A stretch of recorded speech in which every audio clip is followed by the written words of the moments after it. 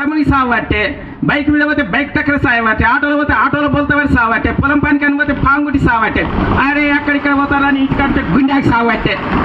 జాగ్రత్త సుమా, ఎక్కడెప్పుడు వచ్చేది తెలియదు. అందుకని దేవుడు ప్రేమవాడు కనుక అందరిని పిలుస్తున్నాడు, రండి ప్రయాసపడి భారం మోస్తున్న సమస్తమైన వాళ్ళారా నా వద్దకు రండి, నేను మీకు విశ్రాంతి కలగజేస్తానని అందరిని పిలుస్తున్నాడు. యేసుప్రభువే నిజమైన దేవుడు. యేసు రక్తం చేతినే పాప క్షమాపణ. యేసుప్రభువే పాప క్షమించడానికి అధికారం గల దేవుడు. యేసుప్రభువే నెమ్మది, శాంతి, సంతోషం ఇచ్చే దేవుడు. కానీ యేసుప్రభు పిలుస్తాన్ని అనేక మంది రాక, నెమ్మది లేక, శాంతి లేక, సమాధానం లేక, ఉరి పెట్టుకొని బండి కింద పడి, కాలబడి, పుల్లమందాగి, చెర్లబడి, పిస్తోతో వేసుకొని బిల్డింగ్ మీద గొంతుడికి కరెంట్ పెట్టుకొని చస్తారు.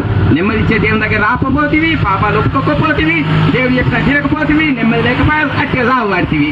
అట్లా సత్తుడు దేవునికి ఇష్టం లేదు. అందుకనే దేవుడు అన్నాడు, నా శాంతిని మీకు అనుగ్రహించి వెళ్తున్నాను, లోక విశ్రాంతి కాదు, నా శాంతిని ఇస్తానన్నాడు.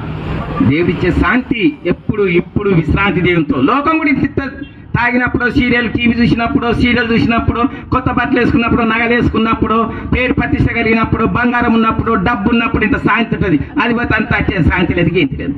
అట్లా యేసుప్రభు ఇచ్చే శాంతి పొందు, సంతోషం పొందు. పాపాలు ఒప్పుకో యథార్థంగా, ఆయన దేవుడు ప్రభు అని నోటితో నొప్పుకో, ఆయన ముత్తులో దేవుడు లేపిన నమ్ము, జల్లి నమ్ము, ఎప్పుడు వచ్చేది తెలియదు.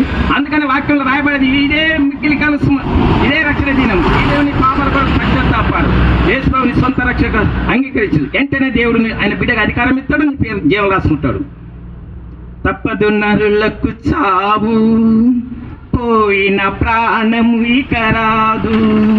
తప్పదు నరులకు చావు, పోయిన ప్రాణము ఇక రాదు.